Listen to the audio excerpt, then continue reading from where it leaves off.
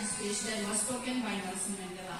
He delivered this speech during the Ribonia trial in 1964 while facing the possibility of a death sentence.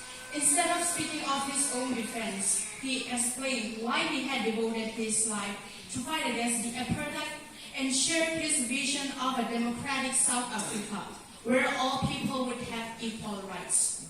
He said, Africans want to be paid a living wage. Africans want to perform work which they are capable of doing, and not work which the government declares them to be capable of. We want to be allowed to live where we obtain work, and not be endorsed out of an area because we were not born there. We want to be allowed and not to be obliged to live in rented houses which we can never call our own. We want to be part of the general population and not confined to live in our ghettos. African men want to have their wives and children to live with them where they work and not be forced into an unnatural existence in men's hostels.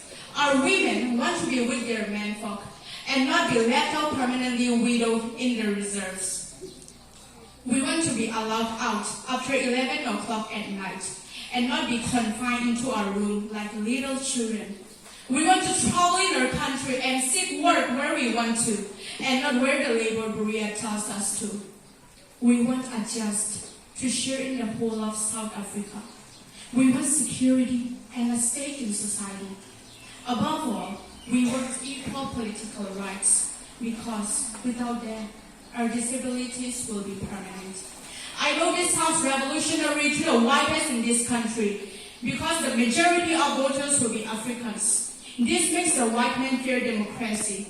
But this fear cannot be allowed to stand in the way of the only solution which will guarantee racial harmony and freedom for all. It is not true that the enfranchisement of all will result in racial domination. Political division, based in color, is entirely artificial. And when it disappears, so will the domination of one color group by another. The ANC has spent half a century fighting against racialism. When it triumphs, as it certainly must, it will not change that policy. This then is what the ANC is fighting. Our struggle is a truly national one. It is a struggle of the African people, inspired by our own suffering and our own experience. It is a struggle for the right to live. During my lifetime, I have dedicated my life to this struggle of the African people. I have fought against black domination and I have fought against white domination. I have cherished the ideal of a democratic and free society in which all persons would live together with harmony and with equal opportunities. It is an ideal for which I hope to live for, to see, realize. But, my Lord, if it needs be, it is an ideal for which I am prepared to die. Thank you.